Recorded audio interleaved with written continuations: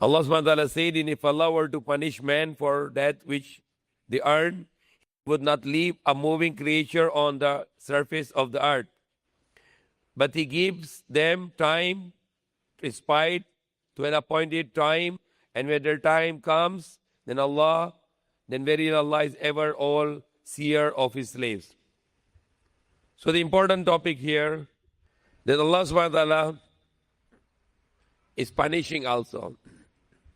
He's just not merciful and loving, but He is also punish His slaves. But He give the time to change. And when the people are not changing, then He give them punishment. So after punishment, they might change. The topic in tonight is in Tagalog, takot tayo sa parusa ng Allah subhanahu wa ta'ala. That's a topic for tonight. Magtakot tayo sa parusa ng Allah subhanahu wa ta'ala. And we can see there are punishment. Nakita tayo sa araw-araw may mga parusa ng Allah sa tao. Katulad yung the flood or yung baha, typhoon, and yung mga lindol. Iba-ibang klase ng parusa ng Allah subhanahu wa ta'ala. Dahil na hindi sumunod ng tao na utos ng Allah subhanahu wa ta'ala. Kahit saan, sa New Zealand, Australia, America, China, Japan, and now recently, kita tayo sa Turkey, malaking lindol. We don't know how many people died, but marami, ilang libong building na baksak. Tapos, sobra 20,000 hanggang na yun na malaman na patay. Abot na 100,000 na injured. So, ganun din pwede nangyari kahit saan. Sa atin din pwede. Kung hindi tayo sumunod at hindi na tayo na stop ng evil. Halimbawa, ikaw gawa ng mabuti, hindi ginawa ng masama, ba't kita mo masama, ayaw mo gagawin na paano yung stop ng masama. So that's very important because, like example, halimbawa, meron tayong Salam Police here, tapos bukas, meron tayong opening ng Salam Police, tapos marami mga police dumating para sa symposium. Anong sadya natin? Ano sadya natin? Bakit tayo na Salam Police? Dahil Salam Police, isang obligation sa Quran, mag-stop tayo ng masama. Okay? So that's our intention. Paano tayo nang hinto ng masama sa kahit saan? So kung meron tayo na ganitong sistema na katulad Salam Police, para magtulong tayo sa police para hindi gawa ng masama tao.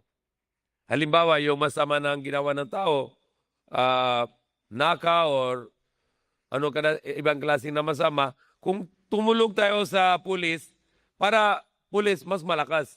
Dahil tayo lahat magtulong sa pulis para pulis mas malakas. Para yung pulis mas gawa ng maganda yung trabaho nila na hinto ng masama. Okay? Anong trabaho ng pulis? Hinto ng masama. Yan din utos sa Quran.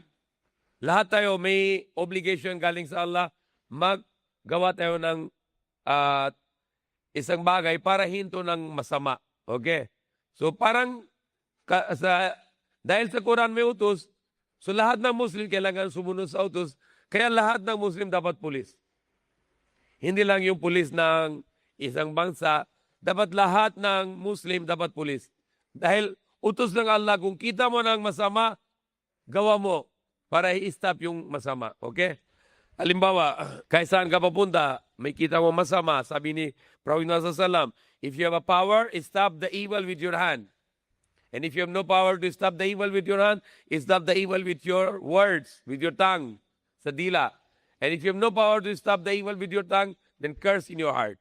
And sabi niya, ذَلِكَ أَضْعَفُ الْإِيمَانِ, that is the lowest part of the iman. But kung kita mo masama tapos walang feelings, hindi ka nagalit, hindi ka walang pagkiramdam, walang feelings, yan ang delikado. Kaya sa Turkey, marami mga Muslim dasal. But wala silang pakialam na yung ano gagawin ng tao yung masama. Wala silang pakialam.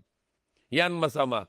Kahit magdasal ka tapos wala ka na pakialam na yung kita mo masama, may parusa ka rin galing sa Allah subhanahu wa ta'ala. Dahil isang town, pupuntahin ng yung mga anghel, papuntahin ng Allah mga anghel para baksak yung town.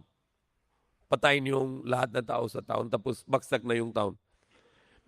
Sabi na yung babalik sila anghel, sabi kay Allah, Allah, meron isang tao doon, lagi siya dasal sa'yo. Lagi siya nasamba sa'yo. Ano gagawin? Sabi Allah, pwede siya din kasama.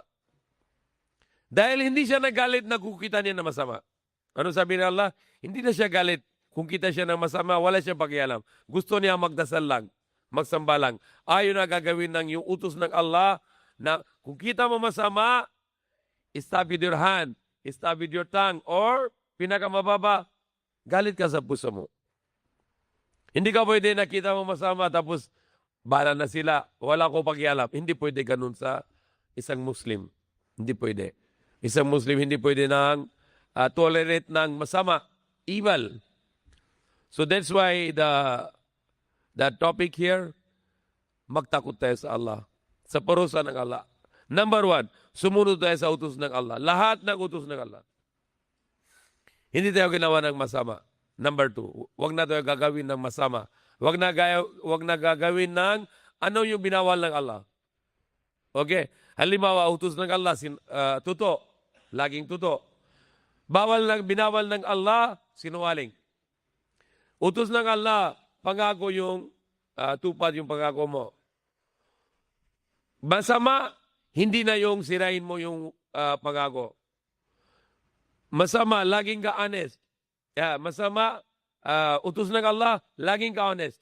Masama, loko-loko. Okay? So gagawin lahat ng mabuti at hindi gagawin ng masama. Gagawin lahat ng utos ng Allah at hindi gagawin na ano yung binawal ng Allah. Yan ang number 1 solution para hindi tayo ng parusa ng Allah. Hindi lang tama ito. Dahil sabi ng Allah sa Quran, wal asri innal insana lafi khusr illa alladhina amanu wa amilus salihati wa tawasaw bil haqq wa tawasaw bis sabr. Sabi ng Allah, by the time surely the man is in loss except those who believe and do good works and advise people for the right and advise people for the patient. Yan, 4 na bagay. May ligtas. Kung wala na ito gagawin 4 na bagay, walang ligtas. May parusa dito sa mundo at sa kabilang buhay. Sa impyerno. 4 na bagay. Pananampalataya, maniniwala sa isang Diyos Allah at maniniwala sa lahat ng propeta, Adam, Noah, Jesus, Moses, at si uling propeta, si Muhammad. 124,000 prophets. Maniniwala lahat ng libro kaling kay Allah. Huling libro, Quran. Ito Quran, huling libro. At meron Torah kay Prophet Moses, meron Injil kay Prophet Jesus, meron Zabur kay Prophet Daud. Meron na iba-ibang propeta, may mga libro. Maniniwala tayo lahat. Maniniwala tayo sa mga anghel, likha ng Allah, para gawa ng trabaho sa buong creation, sa buong likha ng Allah. At maniniwala tayo sa araw ng paghukom. Maniniwala tayo ng meron tayo bagong buhay, kabilang buhay, may impyerno, may paraiso. At maniniwala tayo lahat na nangyari sa utos ng Allah. Tapos na may sulat na Allah. Lahat ng yung nangyari susunod na Allah na yun nang nangyari. Paniniwala. Pangalawa, gawin ng mabuting gawa. Gagawin, mabuting gawa. Hindi gawin ng masamang gawa. Dasal, 5 times pray, fasting, zakat, bigay ng yung charity sa mahirap, mag-hajj, laging totoo, walang sinungaling, laging tupad ng pangako. Tapos, hindi loko-loko sa tao. Laging honest. At wag na madaya. Laging justice. Yan ang mga utos ng Allah subhanahu wa ta'ala. At mabuti sa magulang, mabuti sa mga asawa natin, mga anak natin, mga kapatid natin, lahat ng lagi tayo na mabuti, hindi tayo na masama sa tao. Kahit hindi Muslim, magawa tayo ng mabuti sa kanila. Magtulong tayo sa mga kahit hindi Muslim. Kahit sa hayop, hindi pwede masama. Mas lalo sa tao. Hayop, hindi pwede tayo masama. Kung ginawa ng tao masama sa hayop, papunta rin sa impyerno sa kabilang buhay. Ito dalawa, paninampalataya at gawa ng mabuti, madali, hindi mahirap. Ano mahirap? Yung pangatlo, magsabihin sa tao ano yung tama. Gagawin ng tao ano yung tama. Yan ang sabihin. Halimbawa, magpaniniwala sa Allah, magdasal ka sa Allah, walang problem. Yung nayon ng pangatlo, mahirap dahil halimbawa magtrabaho ka sa isang kumpanya. Tapos, kita mo sa kumpanya na may marami tao na nakaw. Okay. Ngayon, ito, number 3. Sabihin mo sa tao, gawa kayo ng tama. Okay, yan, number 3, mahirap. Dahil, kung sinabi mo sa boss mo na ito may tao mo na nakaw, takot ka sa tao na yun. Baka bugbog sa'yo, baka papatayin sa'yo, o baka gagawin ng masama sa'yo. Na yun, huwag ka takot sa tao, takot ka sa Allah. Kaya yung number 3, yan, mahirap talaga na gagawin. Marami ayaw nila. Anong gusto nila? Sige, ako magdasal. Ako ang paniwala sa Allah. Ako magdasal. Ito gusto na, ito magawa ng nakaw sa kumpanya, bahala na sila. Wala ko pakialam. Hindi ka pwede papunta sa pareso. At kung may dumating na parusa ng Allah, dahil ginawa ng masama, ikaw din kasama dahil sabi mo, wala ko pakialam. Bahala na sila na magnakaw. Hindi pwede ganun. Dapat sabihin mo sa boss mo o report mo sa police o sa barangay na ito may tao na nakaw. Yan, number 3, importante. Hindi ka pwede nang sabihin, wala ko pakialam. Kung kita mo masama, gagawin mo. Paano ito stop ng masama? That is the number 3 para wala ka ng parusa ng Allah subhanahu wa ta'ala. Kung may dumating na parusa, ligtas ka dun. At sa kabilang buhay, ligtas ka rin. Yung ng pangatlo.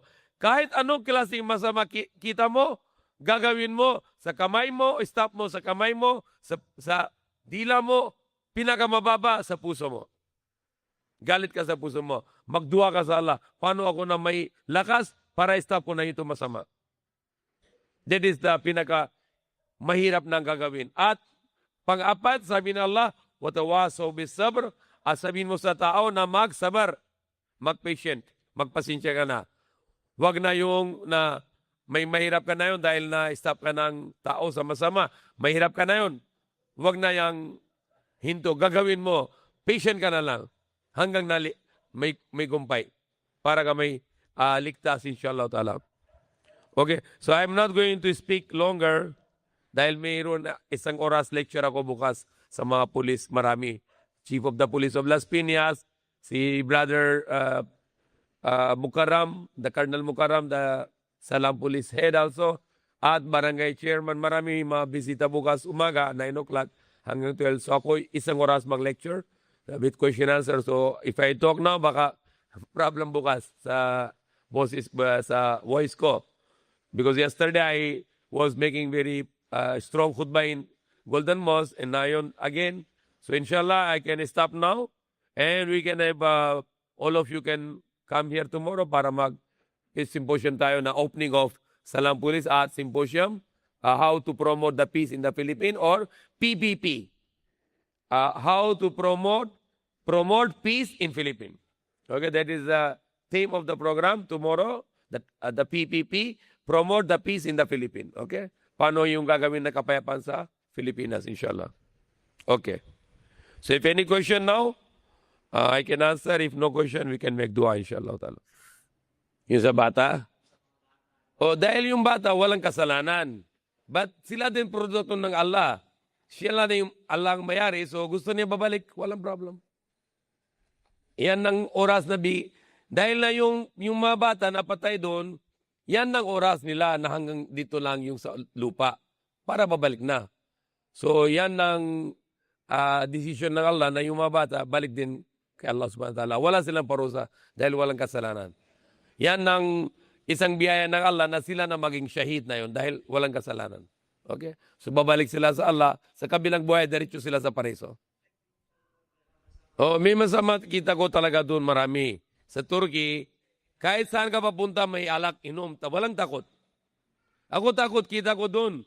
Marami na inom ng alak kahit saan, sa buong Turkey. Kahit anong lugar papunta, may bar, inom sila. Parang modernize sila. Tapos marami religious. Walang inom, laging dasal, laging zikar. But yung mga religious, walang pakialam. Wala na ginawa paano yung sabihin sa tao, wag na inom, bawal ito. Wala. Mind your own business. So yan, mahirap. Okay? Kahit marami magdasal, Juma, marami tao sa masjid, marami masjid, magaganda masjid. Malaki, mataas, maganda masjid. But mahirap, yung mga magdasal, ayaw nang sabihin sa yung mga tao na wag na kayo ganawa ng masama.